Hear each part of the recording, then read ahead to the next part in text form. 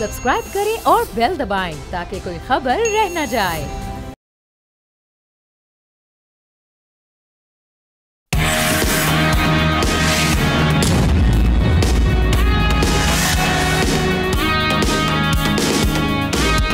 अस्सलाम वालेकुम नाज़रीन, प्रोग्राम न्यूज़ पंच में आपको खुश आमदीद कहेंगे। बहुत सी हम डेवलपमेंट्स हैं जिन पर आज आपसे बात होगी और अपने पैनलिस्ट का तारुफ में आपसे करवा देती हूँ। इस वक्त नज़ीर लगारी साहब कराची स्टूडियोज़ में मेरे साथ मौजूद हैं।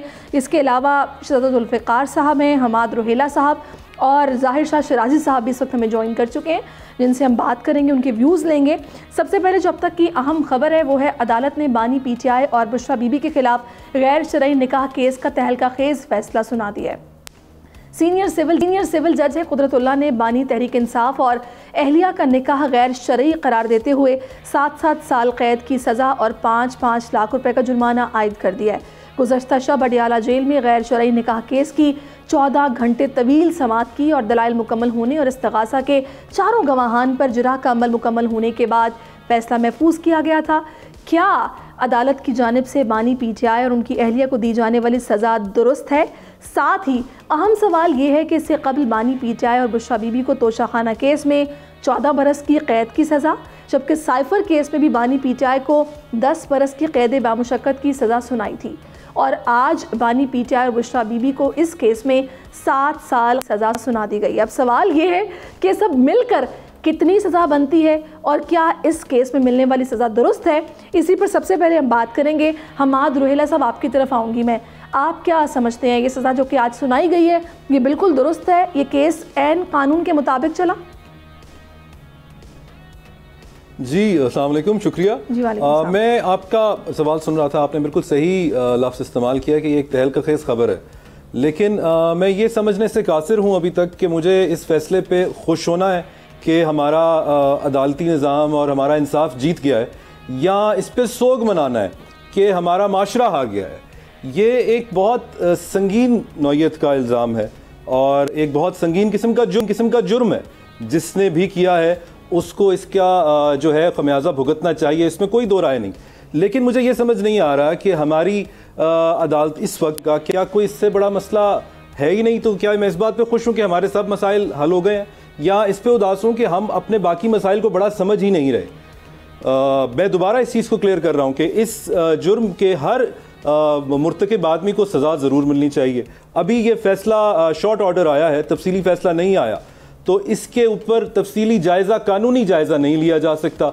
और मैं किसी शख्स का नाम लेकर भी इस पर तबसरा करना मुनासिब नहीं समझूंगा, क्योंकि जब कहा गया कि एक बेटी ने अपनी माँ से बात अभी तक नहीं की, या जब वो बहुत छोटी थी तो ये हुआ, शादी हुई और उसके बाद वो अभी तक उदास है, तो उस बेटी की तरफ मेरा कम से कम इतना फ़र्ज़ बनता है कि मैं इस फैसले के किरदारों के ऊपर, जो कि 2 नहीं है, मेरे नज़दीक 3 है, उन तीनों में से किसी के ऊपर भी कोई ख़ास बात नहीं करूँगा, ख़ासतौर पर जब तफसीली फ़ैसला मेरे पास मौजूद नहीं है। दूसरी तरफ मैं ये भी कहना चाहूँगा कि हमारे बाकी इतने मसाइल चल रहे हैं, अगर हम उसकी तरफ कुछ अपनी तवज्जो दे लेते तो बेहतर होता। जो एक चीज़ फ़ैसला देखे बगैर हम कह सकते हैं वो ये है कि फ़ैसला बहुत जल्दी में आया है।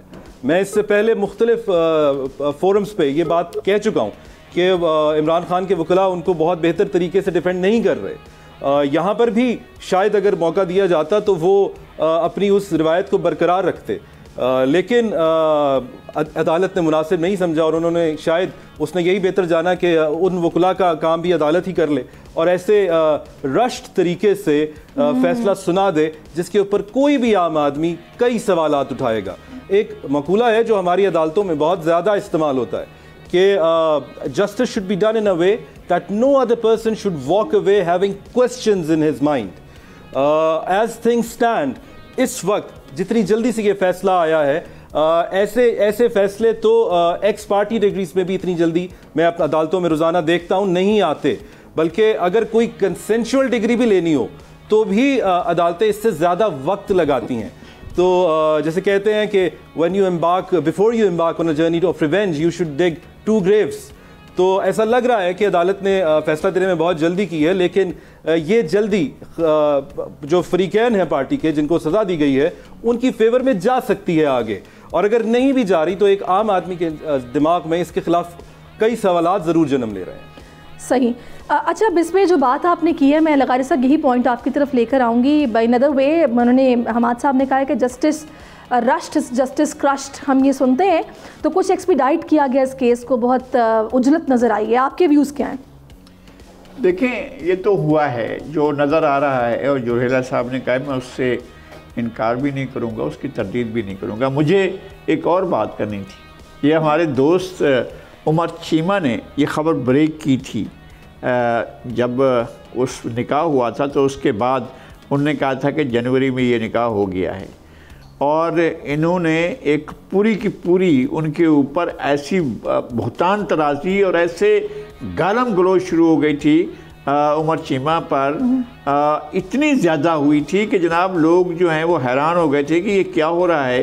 एक सहाफ़ी ने ख़बर ब्रेक की है, और फिर उसने तस्वीर भी उसमें दिखाई गई थी कि ये तस्वीर भी है, उसको भी नहीं माना गया था, बल्कि गालम गलोच हुई थी। इतनी ज़्यादा गालम गलोच हुई थी कि मुझे ख़ुद अफसोस लिए कि हमने साथ काम किया है, और वो हमारे एक अच्छे साथी और कुलीग के तौर पर हमने उनको देखा है, क्रेडिबल सहाफ़ी हैं। उनकी ख़बर जो थी वो ख़ासी सॉलिड ख़बर थी, और उस ख़बर पर जितनी उनको गालियाँ सुननी पड़ी थी, मुझे तो उन गालियों को जो है याद करके अफसोस होता है कि, और इन्होंने जाकर उसको जो है वो अगले महीने फरवरी में जाकर ऐलान किया, जी हमने फलां 20 फरवरी को हमने शादी की, जबकि उससे पहले 1.5 माह से ज़्यादा अरसा पहले हो चुकी थी, और उसकी यानी ख़बर भी ब्रेक हो चुकी थी, लेकिन वो मानने को तैयार नहीं थे इसके बाद। अच्छा, ये है सूरत हाल कि अगर आप पहले अगर कर चुके हैं तो उस वक्त जो है आपकी उस वक्त भी इद्दत पूरी नहीं हुई थी, और जब आपने जिस तारीख को बताया उसको भी आज उन्होंने वेरीफाई किया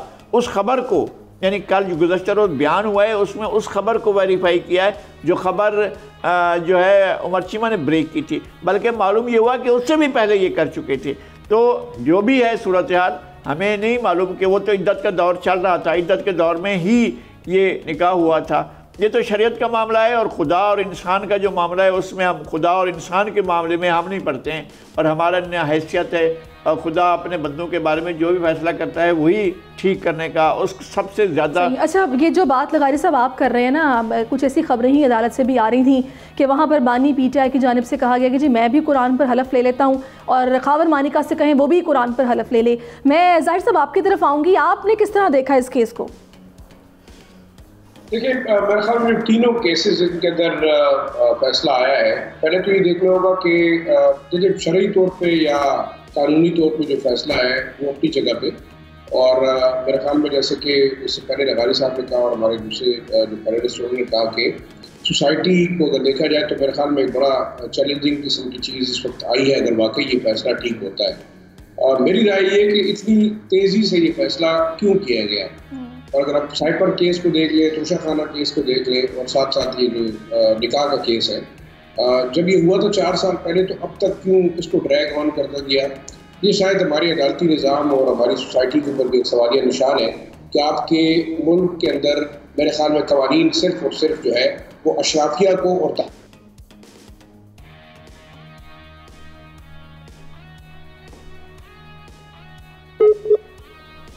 जी सही।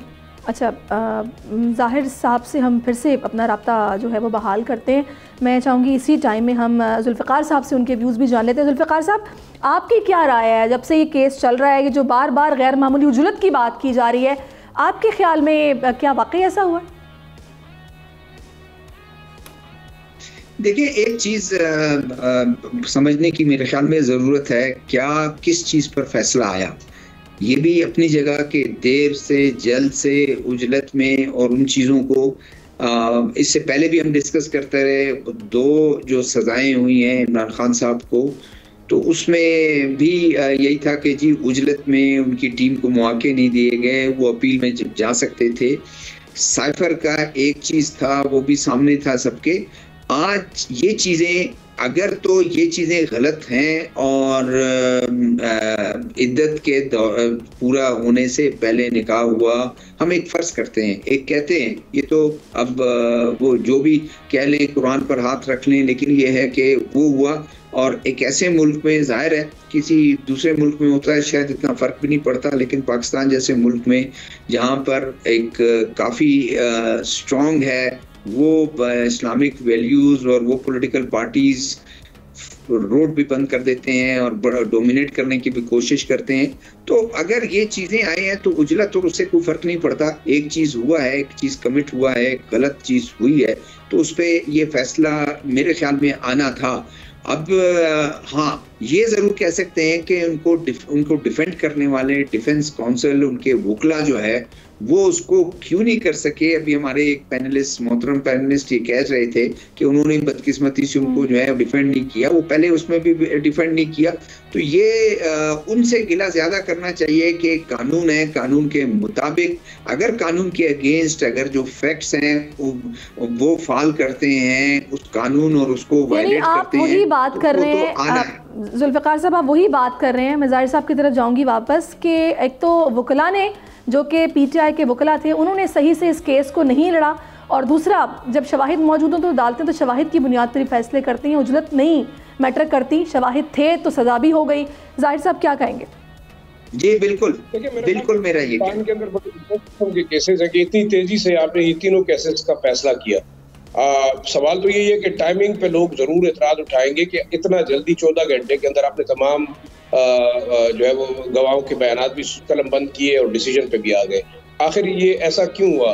आप क्या बाकी फैमिली मैटर्स और इस किस्म के जो केसेस होते हैं, क्या वो भी इतने टाइम के अंदर जो है वो डिस्पोज ऑफ होते हैं और उसमें सजाएं होती हैं? क्या वाकई डिफेंडेंट को इतना टाइम नहीं दिया जाता? और दूसरा जो मैं उस वक्त बात कर रहा था, शायद हमारी लाइन कट गई, ये बताना बड़ा अजीब सा है कि पाकिस्तान के अंदर आपका जो निज़ाम है अदालती, क्या वो अशराफिया को प्रोटेक्ट करता है? जब इमरान खान साहब पावर में थे तो शायद ये केस उस वक्त से चलता आ रहा है, और ये जैसे लगारी साहब ने कहा कि खबर ब्रेक भी हुई, तो क्यों डिसीजन नहीं हुआ?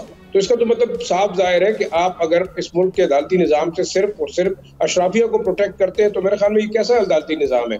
देखिए, इस केस का अदालती फैसला या शरई जो हालात है वो अपनी जगह पे, लेकिन ये सवाल जरूर उठता है सोसाइटी के ऊपर भी और हमारे निज़ाम के ऊपर भी। दूसरा, मैं ये समझता हूँ कि इसके रिपरकशंस क्या होंगे। क्या वाकई ये शादी जो है वो गैर शरई थी? इसके बाद के हालात क्या है? क्या खान साहब और जो बुशरा बीबी रहे हैं आपस में, क्या वो वाकई एक वैलिड ताल्लुक था?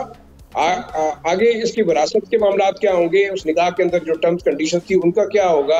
क्या बुशरा बीबी अभी भी खान साहब के घर में रह रही हैं, और अगर वो बनी गाला में रहेंगी तो उसकी कानूनी हैसियत क्या है? ये तमाम चीजें, ठीक है, ये वो तमाम सवालात हैं ज़ाहिर साहब जो मेरा ख्याल है कि इस वक्त पाकिस्तानियों के जहन में भी हैं। और जैसे कि भी हमाद साहब ने कि अगर तो ये गैर मामूली उजरत जिसको पॉइंट आउट किया जा रहा है, ये आगे चलकर हो सकता है इस केस की सज़ा में जब वो दोबारा अदालतों से रुजू कर रहे हैं तो उनको कोई फ़ायदा भी मिल जाए, ये अब आगे आने वाला वक्त ही बताएगा। लेकिन अभी फ़िलहाल इंतखाबी दंगल जिसको सजने में अब सिर्फ 4 रोज़ बाकी रह गए हैं, मगर इंतखाबी मुहिम में सियासी पहलवान पहले ही ज़ोर आजमाई करते नज़र आ रहे हैं। पंजाब की सियासत की बात करते हैं जहाँ पर पीपल्स पार्टी और नून लीग के दरमियान टक्कर का मुकाबला मुतवक्के है। अवामी जलसों से खिताब में दोनों जमातों की जानिब से बड़े बुलंदबांग दावे किए जा रहे हैं। नून लीग ने दावा किया है कि इंतखाबात में नून लीग आसानी से 100 सीटें जीत लेगी।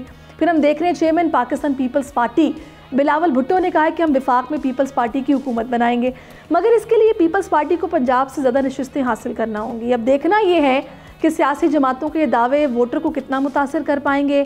क्या बिलावल पंजाब में तीर से शेर का शिकार कर पाएंगे? नून लीग का पंजाब से 100 से ज़ायद सीटें लेने का दावा है। क्या मुमकिन है कि पंजाब पर किसकी हुक्मरानी होगी? ये सवाल है, क्योंकि दावा तो सभी कर रहे हैं लेकिन वोटर्स किसको बाय कर रहे हैं ये 8 फरवरी को ही पता चलेगा। लगारी साहब, पहले आपकी इस पर टेक क्या है? पहली बात यह है कि मियां नवाज शरीफ की फॉलोइंग है, हम इससे इनकार नहीं करते हैं, लेकिन एक वोट बैंक का बड़ा हिस्सा इतना भी है जो मियां नवाज शरीफ से शदीद किस्म की बेदारी का इज़हार करता है। बिल्कुल ये दोनों चीज़ें मौजूद हैं। एक ऐसा वोट बैंक है जो उनको फॉलो भी करता है और उनके साथ जाता है।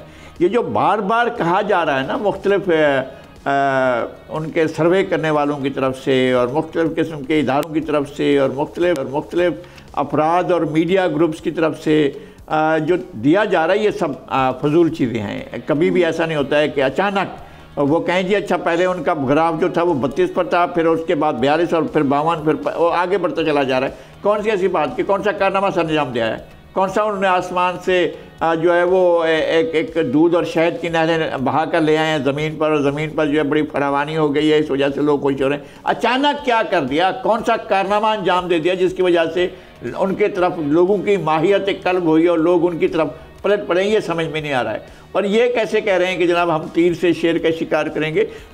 कबल अज़ वक्त इस तरह के अंदाजे सियासी पार्टियाँ करती हैं, लेकिन इस तरह से कैलकुलेशन करके के बताना, पहले वो भी कम हुआ इन्होंने, पहले तो 121 तक चले गए थे, 122 तक, अब जो है वो 100 तक आए हैं। और फिर इनको रियलाइज़ होगा 8 तारीख को कि नहीं वो तो इतना भी नहीं था। मेरा नहीं ख्याल है कि 50 से ज़्यादा, और ये भी मैं भी अपना ख्याल ही जाहिर कर रहा हूँ, और कतन इसमें कोई वो नहीं है कि अगर 50 से 60 के दरमियान भी पंजाब से सीटें ले ली तो बहुत बड़ी बात होगी, बहुत ही बड़ी बात होगी अगर ये ले लेते हैं सीटें।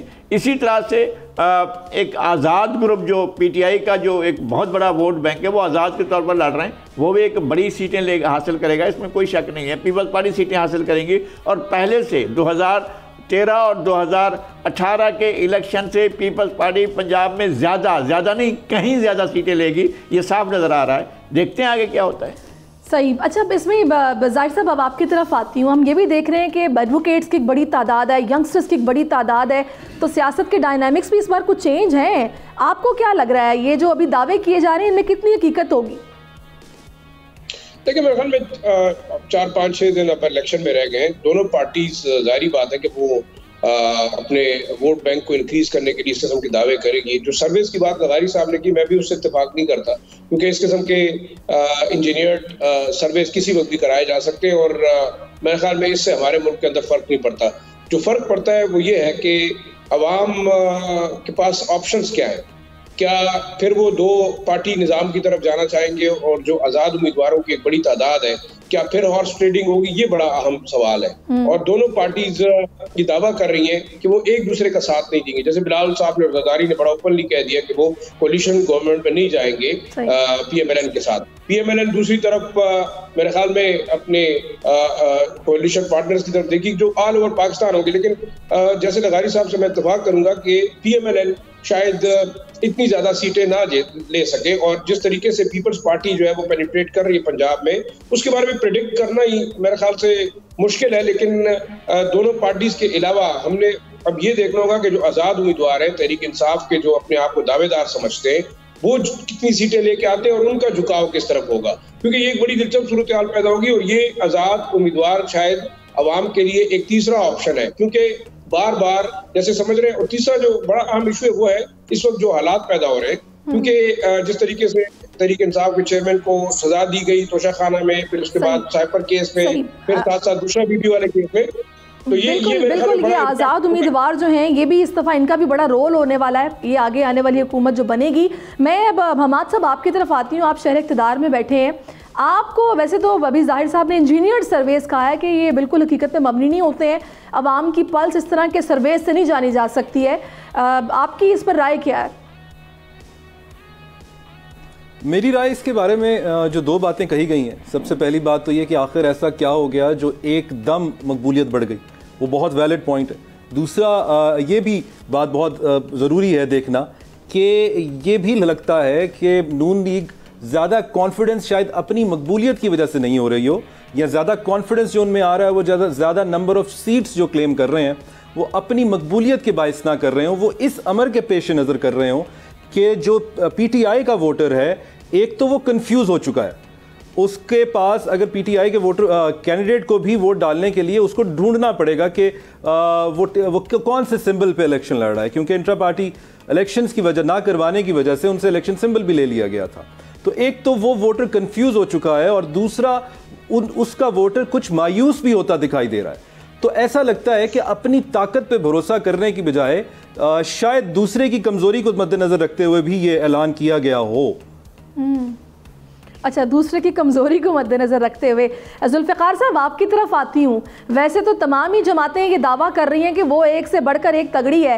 पहले तो हम एक अरसे तक लेवल प्लेइंग फील्ड का शोर सुनते रहे, उसके बाद फिर ये प्रोपेगेंडा ख़त्म हुआ, फिर एक विनिंग हॉर्स बन के एक जमात हमारे सामने आ गई, वो पता नहीं प्रोपेगेंडा उनके हक़ में गया या फिर उनकी मुखालिफत में गया। अभी जो माहौल बना हुआ है, आप क्या देख रहे हैं? देखिए, पॉलिटिकल पार्टीज अंदर जानती हैं कि वो कितना उनको अवाम में पज़राई है, लेकिन वो दावे बड़े इसलिए करते हैं कि अगले अपने मुखालिफ को मरूब करने के लिए, अपने मुखालिफ को दबाने के लिए, लोगों को कंफ्यूज करने के लिए, लोगों को ये बताने के लिए। देखिए, मैं किसी मोहल्ले में गए तो उन्होंने कहा कि जी हम शहर में बड़ा मकबूल हैं, तो वो मोहल्ला जो है वो अट्रैक्ट करता है उनको, वो कहते हैं कि हाँ भाई ये वैसे मकबूल हैं, तो इन्हीं को वो इन्हीं की तरफ जाया जाए। नून लीग का अपना एक वोट जरूर है, क्योंकि उनका जब पीटीआई के और उसके हक में जितना बहुत ज्यादा है, तो अभी थोड़ी सी चीजें हुई कंफ्यूज कर दिया, उस वक्त उनको उनके जलसे वो जरूर उनके वो हैं। पीपल्स पार्टी जो है वो जाहिर है कोशिश कर रही है, वो भी ये कह रही है कि हम हुकूमत बना लेंगे, मैं वजीर आजम बन जाऊंगा, बिलावल कह रहा है।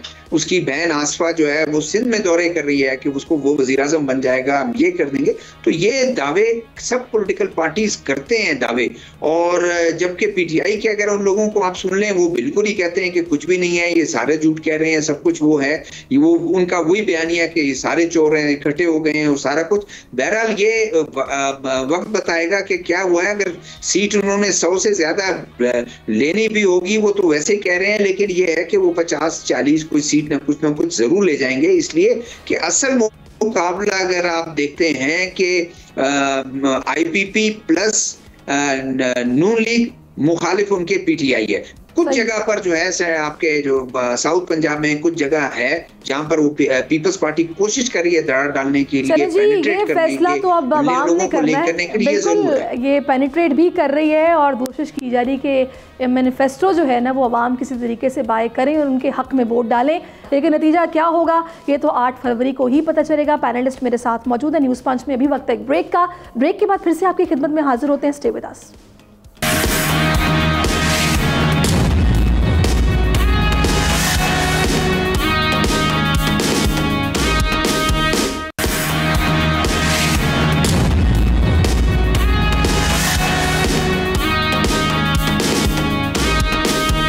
Welcome back. और जैसे कि मैंने अभी पहले बात की कि इस दफ़ा सियासत के डायनामिक्स कुछ चेंज हैं। बहुत सारे आज़ाद उम्मीदवार हैं जो कि इलेक्शन में पार्टिसिपेट कर रहे हैं, फिर बहुत सारे यंगस्टर्स को टिकट्स दिए गए हैं नून लीग की तरफ से, पीपल्स पार्टी की तरफ से। तो इस बार हालात कुछ मुख्तलिफ होने वाले हैं। ऐसे में हम देख रहे हैं कि शहरी सिंध की सियासत में हमेशा पीपल्स पार्टी और MQM के दरमियान महाजराई देखी गई है। कराची के चाहे बल्दियाती इंतखाबात हों या फिर आम इंतखाबात, पीपल्स पार्टी और MQM की जानिब से एक दूसरे पर कराची की तबाही के इल्ज़ामात लगाए जाते रहे हैं। कराची में दोनों ही जमातों का मजबूत वोट बैंक मौजूद है, मगर इसके बावजूद आज भी रोशनियों के शहर को रोशनी की तलाश है। इंतखाबात से पहले पीपल्स पार्टी और MQM के दरमियान शदीद गर्मा गर्मी पाई जा रही है। इस सियासी महाजराई का किसको फ़ायदा होगा, किसको नुकसान, ये सवाल है। इंतखाबात के बाद कराची की सियासत में कितनी तब्दीली आएगी, दोनों जमातों की इस लड़ाई का फ़ायदा क्या जमात इस्लामी को पहुँचेगा, इस पर मैं बात करूँगी। सबसे पहले लगारी साहब मैं आपकी तरफ आती हूँ। ये सारे ही पहलू हैं जो कि मैंने आपके सामने रखे हैं कि एक तो इसमें हम देख रहे हैं कि बानी पीटीआई मैदान में मौजूद नहीं है, तो उनका निशान भी इंतखाबी चला गया। उस तरह से पीटीआई नज़र नहीं आ रही मैदान में। ये वजह है कि इन दोनों जमातों में ज़्यादा महाजराई हो रही है, या फिर इसके पीछे कोई और वजह समझते हैं आप? एक तो ये कि ये पुराने हरीफ भी हैं और हलीफ भी हैं। जब लड़ रहे होते हैं इलेक्शन तो एक दूसरे के हरीफ होते हैं, और जब इलेक्शन जीत जाते हैं फिर हलीफ बन जाते हैं, एक दूसरे के साथ मिलकर फिर बैठते हैं मेज़ के इर्द गिर्द बैठ कर तय कर रहे होते हैं कि टिक्का आप लेना है, और उसके बाद पसलिए वाली बोटी वो हम लेंगे, और उसके बाद जो गर्दन वाली बोटी है वो अच्छी होती है वो हम उठाएंगे वहाँ से, और फलां बोटी हम लेंगे। इस पर फिर बैठ कर बात हो रही होगी। और अब तो इस वक्त ये है कि जी कुछ बेचारे कारकुन होते हैं जो वो टिक्का बोटी हो रहे हैं। तो ये सूरत हाल है। जमात इस्लामी को इसका कोई फ़ायदा होता मुझे नज़र नहीं आ रहा है। एक हद तक तो ये नज़र आता है कि उनकी कैंपेन बहुत अच्छी है जो सोशल मीडिया पर है, जो शहर में मुख्तलिफ बैनर्स की शक्ल में नज़र आ रही है, या जो इनके मेन उम्मीदवार हैं, और जो बल्कि जमात इस्लामी के 2 ही चेहरे हैं, एक जनाब सिराजुल हक का और एक डॉक्टर इनका हमारे जो डॉक्टर शहर में डॉक्टर नईम रहमान हैं, इनका चेहरा, ये 2 ही चेहरे नज़र आते हैं। अब तो लियाकत बलोच भी लगता है कि वो भी जमात इस्लामी के लीडर कभी हुआ करते थे, अब नहीं लगता है, कभी उनका मुल्क गिर चेहरा नज़र नहीं आता है। बहरहाल शहर जो है वो इसी तरह होगा। हम पहले वैसा होता रहा है कि कराची के इलेक्शन बनाए जाते रहे हैं। अब देखते हैं कि इलेक्शन होते हैं और इलेक्शन नताइज जो हैं वो बनाए जाते हैं या नताइज हकीकी वो होते हैं जो अवाम वोट करते हैं। ये हमने देखना है।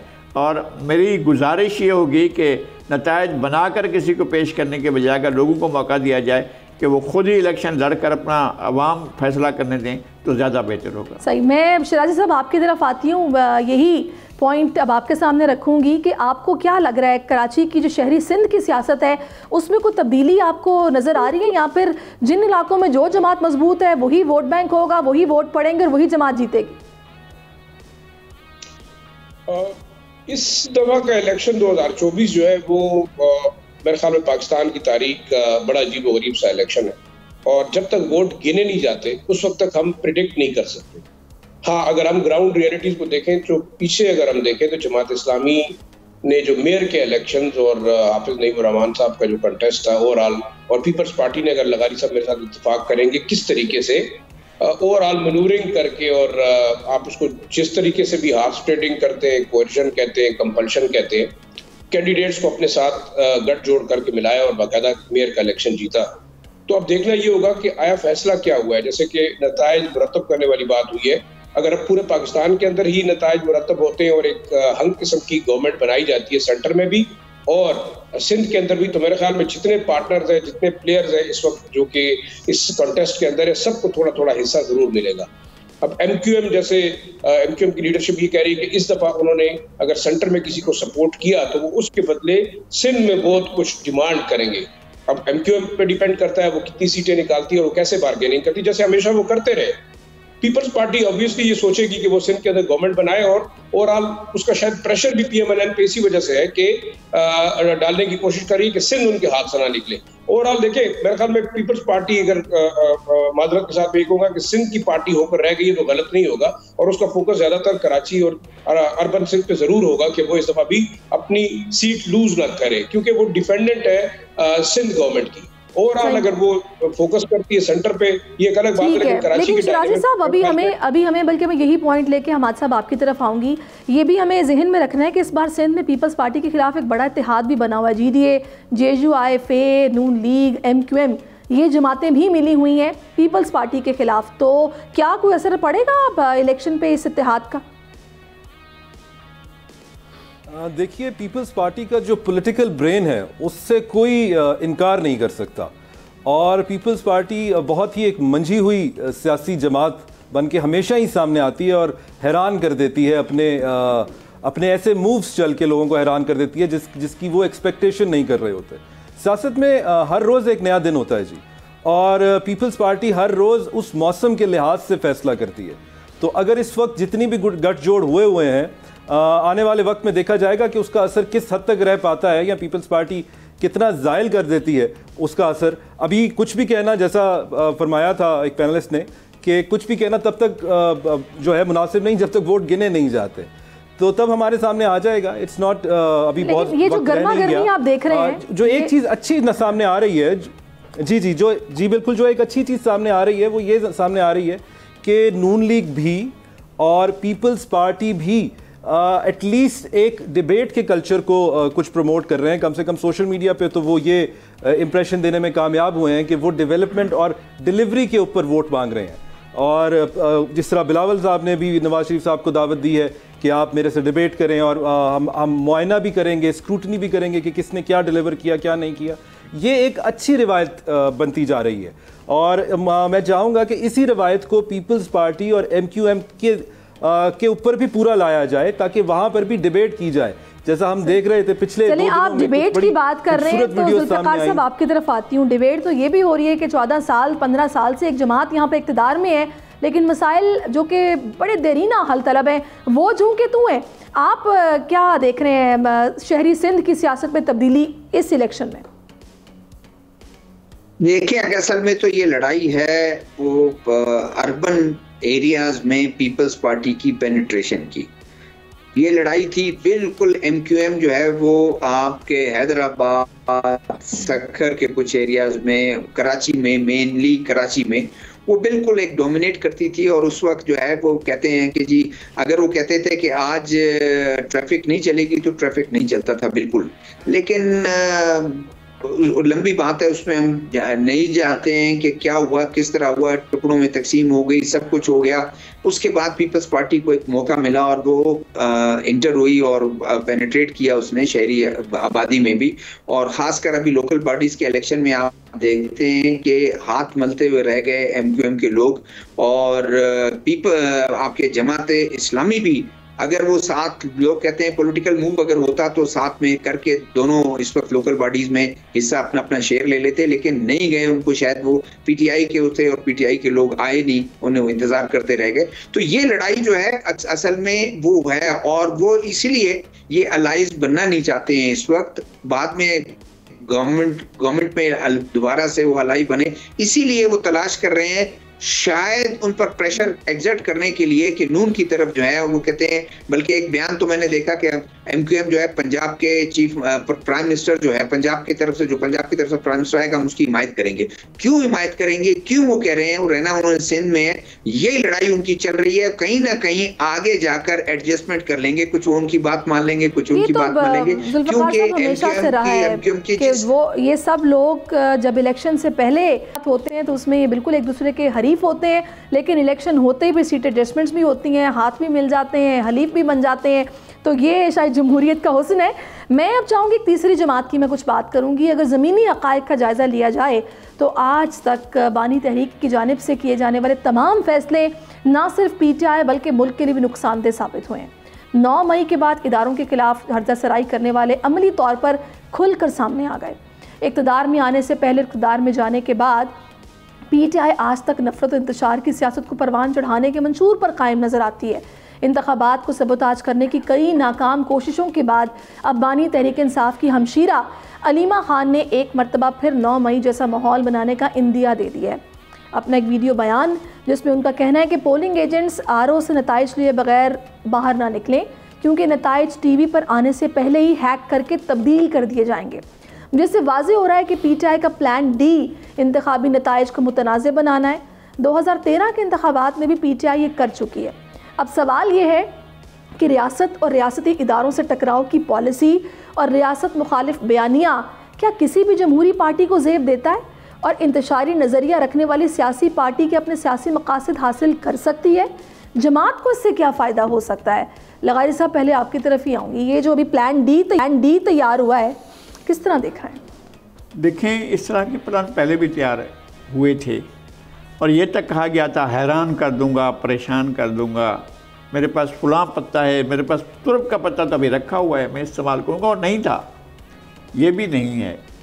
वो तो पाबंद हैं जो प्रिजाइडिंग ऑफिसर हैं, वो रिज़ल्ट दे देंगे, वहीं पर ही रिज़ल्ट देंगे। और जब इनके ज़माने में RTS सिस्टम बैठ गया था और जब इनको जितवाने के लिए सब कुछ हुआ था, जब इनको जितवाने के लिए तमाम उम्मीदवारों के पोलिंग एजेंट्स को पोलिंग स्टेशनों से बाहर निकाल दिया गया था और वहाँ रिज़ल्ट जो है बनाए गए थे, उस वक्त तो इनको कोई शिकायत नहीं पैदा हुई थी, उस वक्त तो इन्होंने ये बात नहीं की थी। मैं नहीं कहता हूँ कि ये जवाब बनाकर अब रिज़ल्ट फिर बनाया जाए और इनको हरवा दिया जाए, उनको जितवा दिया जाए, ये मैं नहीं कहता हूँ। ये उन्हें भी ज़ेब नहीं देता है कि वो इदारों के बारे में इस तरह का तासुर दें कि जनाब हमारे लिए एक बेईमानी पहले से तैयार कर ली गई है। ऐसी कोई सूरत हाल नहीं है और ना होनी चाहिए। पाकिस्तान में एक फ्री, फेयर, इम्पार्शल इलेक्शन होना चाहिए और लोगों को उनके सही नुमाइंदे चुनने का हक होना चाहिए। लेकिन रियासत के बारे में, रियासत के इंस्टीट्यूशंस के बारे में ये ऐसा तासुर पैदा करना, वो 9 मई वाली बात तो 9 मई के बाद अगले 2 दिन जब हाई कोर्ट में पेशी हुई थी, वो कह दी थी, उन्होंने खुद ही कह दी थी कि मुझे जो गिरफ्तार किया है ये रद्द-ए-अमल था और अगर दोबारा गिरफ्तार करोगे दोबारा यही रद्द-ए-अमल होगा। तो भाई ये गलत बात थी ना, पहले भी गलत था, 9 मई भी गलत था, 9 मई के बाद अगर कोई और बात हो रही थी तो वो भी गलत थी, ऐसा नहीं होना चाहिए था। मैं अब ये कहता हूँ कि अब भी इस तरह की बातें नहीं होनी चाहिए, नहीं करनी चाहिए। लेकिन इस तरह की बातें तो तभी फिर लगारी साहब रुकेंगी ना, अगर तो जाहिर साहब आप क्या कहते हैं, अगर तो सिस्टम को कुछ अपडेट किया जाता, जैसे वो EVM मशीन की बात कभी हुई लेकिन उस तरह से वो नहीं, उस पर अमल दरामद हो पाया। ये जो अब हम सुन रहे हैं कि भी अपने फॉर्म लिए बगैर बाहर नहीं निकलना, फॉर्म गायब हो जाते हैं, नताइज तब्दील हो जाते हैं, ये जो प्लान D इन्होंने बनाया, आपने कैसे देखा है? देखिए, इसमें तो एक टेक्निकल बात मैं कहूँगा, इलेक्शन कमीशन ऑफ पाकिस्तान ने इस दफ़ा एक नई शिक ऐड की है कि जो रिजल्ट होगा उसके ऊपर उस पोलिंग एजेंट के दस्तखत होंगे। ये खाना बाकायदा इस दफ़ा मार्क किया गया है। तो मेरे ख्याल में हलीमा खान ने पता नहीं किस बेसिस के ऊपर ये बात की है, वो उस वक्त देखना होगा कि ये क्या करना चाहते हैं। लेकिन मैं इस बात को बिल्कुल कहूँगा कि तमाम जो सियासी जमातें हैं, अगर वो अपने अंदर एक डेमोक्रेटिक कल्चर क्रिएट नहीं कर सकी तो कम से कम मुल्क का उनको जरूर सोचना चाहिए, चाहे वो तहरीक इंसाफ है, चाहे वो पीपल्स पार्टी है, चाहे PMLN है। मेरे ख्याल में अगर मुल्क है, पाकिस्तान की रियासत है, तो ये लोग यहाँ पे हाकिम होंगे। वरना आपने देखा और मैंने भी देखा, लगारी साहब भी मेरी बात से इत्तेफाक करेंगे कि हमारे जो पॉलिटिकल लीडर्स हैं वो किसी यूरोप के मुल्क में सड़कों पे किस तरह फिर रहे होते हैं, वो कैसे जो है वो सड़क पार कर रहे होते हैं। मेरे ख्याल में ये पाकिस्तान अल्लाह पाक की वो बड़ी नेमत है, और अगर पाकिस्तान के अंदर ये पॉलिटिकल पार्टीज हुक्मरान बनी है, लोगों के ऊपर हुकूमत करने का उनको अल्लाह पाक ने एक जो है मौका दिया है, तो वो इस मुल्क की कदर करें, मुल्क के इदारों की कदर करें। मैं किसी सियासी जमात की साइड पे एंगलिंग नहीं करूंगा। अगर तहरीक इंसाफ ये कर रही है, उसने 9 मई किया, बिल्कुल गलत किया। इससे पहले अगर पीपल्स पार्टी या पाकिस्तान मुस्लिम लीग नवाज ये करती रही है, वायलेंस की तरफ जाती रही है, तो ये गलत था। MQM ने वायलेंस किया, कराची को आग लगाई, मतलब इसमें कोई दूसरी राय नहीं है, हमें डिस्कस करना चाहिए चीजों को। मेरे ख्याल में इन लोगों को अगर पाकिस्तान के अंदर सियासत करनी है तो वाकई पाकिस्तान का सोचना है, पाकिस्तान के इदारों का सोचना है। जरूरी नहीं है कि अगर बिल्कुल आपने ठीक कहा। हमाद साहब, आपकी क्या राय है? जाहिर साहब तो कह रहे हैं जिन जमातों ने किया ये गलत किया, ये ऐसा नहीं होना चाहिए था। बिल्कुल सही कह रहे हैं जी, मैं उनसे इत्तेफाक करता हूँ। मैं आपकी बात से भी इत्तेफाक करता हूँ जो आप ये बता रही हैं कि तहरीक इंसाफ की तरफ से हर वक्त कहा जाता है कि हमारे पास प्लान A है, B है, C है और D है, जबकि जब हम ग्राउंड पे देखते हैं, कहीं पे भी देखते हैं, तो उनका कोई भी प्लान उनकी फेवर में जाता हुआ दिखाई नहीं देता। जो इनका नारा था कि मैं कल्ला ही काफ़ी हूँ, शायद वो लगता है कि उनको वाकई दुश्मन की भी ज़रूरत नहीं है, वो कल्ला ही काफ़ी हैं अपने लिए। और जहाँ तक ये बात है plan A, B, C, D का, तो ये अदालती मुकदमात में भी नज़र आता रहा कि हमारे पास बहुत सारे प्लान्स हैं, लेकिन इन्होंने हक़ दिफा का जो हक़ है वो भी नहीं एक्सरसाइज किया, वो भी स्टेट काउंसिल की वजह से प्रॉपरली नहीं ले पाए। यहाँ पर इसका इतना बड़ा नुकसान इनको हुआ है कि जो चीज़ फाइल का हिस्सा ट्रायल में बन गई है, अब उसको चेंज या अमेंड नहीं किया जा सकता। एक तरफ ये कह रहे हैं कि खौफ के बुत तोड़ कर आना हमारी तरफ, और दूसरी तरफ ये अपने ही वोटर को धांधली के खौफ की वजह से घर बैठने पे मजबूर कर रहे हैं। तो ये एक छोटी चीज़ नहीं है।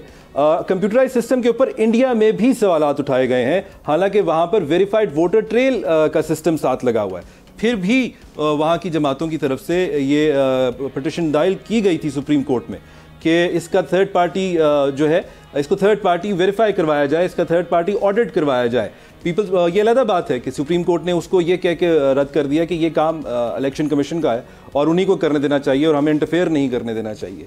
तो ये इस किस्म के बयानात को सीरियसली लेना चाहिए, लेकिन सिर्फ खाली बयान को नहीं। अगर आपको उसके अंदर सच्चाई लगती थी अपनी इस बात पे, तो आपने कोई रिटन कंप्लेंट करनी चाहिए, ठीक है, मैं जुल्फिकार साहब आपकी तरफ भरना चाहिए, आपको कानूनी कार्रवाई मुकम्मल करनी चाहिए। हमाद साहब तो ये कह रहे हैं कि ये वोटर को डराने वाली बात है, ये जो प्लान D बनाया ना, ये नहीं होना चाहिए। वैसे तो आप कहते हैं जी खौफ के बुत तोड़ के आओ, आपकी राय क्या है? देखिए, यही सबको नजर आता है कि जब उसको नजर आ रहा होता है कि शायद मैं इक़्तिदार तक या असम्बलियों तक हमारे लोग ना पहुंच पाए, तो वो यही कहते हैं धांधली। और आप देख लेना कि इलेक्शन होंगे, बहुत से लोग, धांधली तो उस वक्त होती है जब तमाम लोग एक पार्टी को नवाजा जाए और उसको कह दिया जाए बाकी तमाम पॉलिटिकल पार्टी उसका बाइकाट कर दे और उसको देख ले और उसके बाद बोले।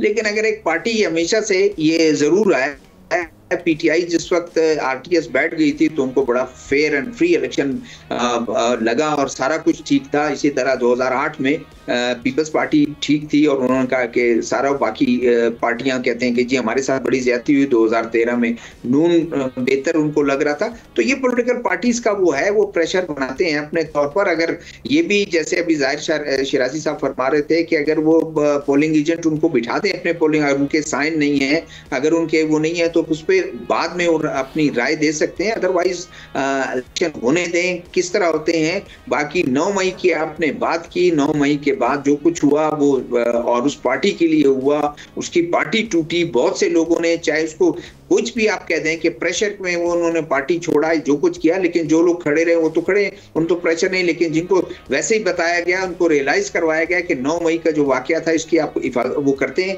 कि एक पार्टी के सरबराह ने कहा निकलो, ये कर दो, वो कर दो, हो तमाम, और फिर तमाम लोगों को कहते रहे, जमा होते रहे उनके। बिल्कुल, और जाहिर साहब इस तरह की कोई भी अगर आपकी इंटेंशन है 9 मई जैसा वाकया या उस तरह की कोई प्लानिंग, ये तो नाकाबिले बर्दाश्त अमल है। ये मेरा नहीं ख्याल कि इसकी हमारे मुल्क में किसी भी तरह की गुंजाइश मौजूद है। इस तरह की बदमज़गी से निपटने के लिए रियासती इदारे मौजूद हैं, तो इंशाअल्लाह खुश उसलूबी के साथ ये अमल, इलेक्शन का अमल अपने अंजाम को पहुँचेगा, मुकम्मल होगा। मैं तमाम पैनलिस्ट का शुक्रिया अदा करूँगी। न्यूज़ पंच से फिलवक्त के लिए इतना ही। अपना बहुत ख्याल रखिए। अल्लाह हाफ़िज़।